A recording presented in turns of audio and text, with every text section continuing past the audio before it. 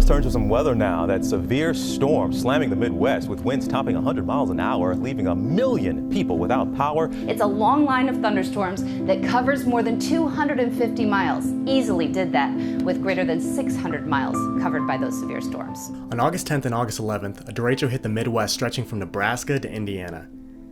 For those of you that only know the Midwest as flyover states, that's Nebraska, Iowa, Illinois, you know where Chicago is, and Indiana. And out of that 4-state stretch, Iowa was hit the hardest. The storm toppled scores of trees, taking down power lines and cutting electricity to hundreds of thousands of homes across Iowa. Iowa has about 30 million acres of crops, and it's estimated about 10 million acres were damaged. The storm, called a derecho, brought hurricane-force winds of up to 130 miles an hour. It caused billions of dollars in damage to homes and farms. Adriana Diaz shows us how this devastating blow came just weeks before the critical harvest season.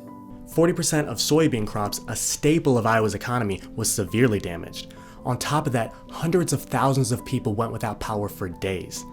Deconstruction of total damages to homes, businesses, livestock, and crops translates to about a $4 billion hit.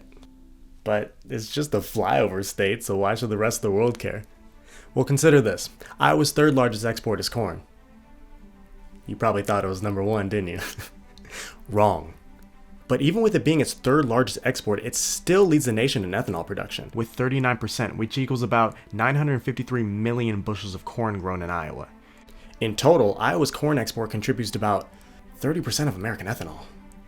But this is not just a loss of power and crops, this is a huge economic crisis for the state. Large numbers of homes and buildings are now considered uninhabitable, and families are going hungry and having to rely on the goodness of neighbors to help save them. This also had a great impact on the refugee population. Over 200 refugees were displaced from their homes and forced to live in tent communities right outside the building that the city deemed unsafe. To make matters worse, organizations like FEMA had a hard time even finding these residents and figuring out where their help was needed due to communication problems from the power outages. To put this into perspective, the winds of this derecho equal that to about of a Category 4 hurricane. But have you seen any news coverage of this? Did you even know this happened? How did I know this happened? Oh, I'm from Iowa.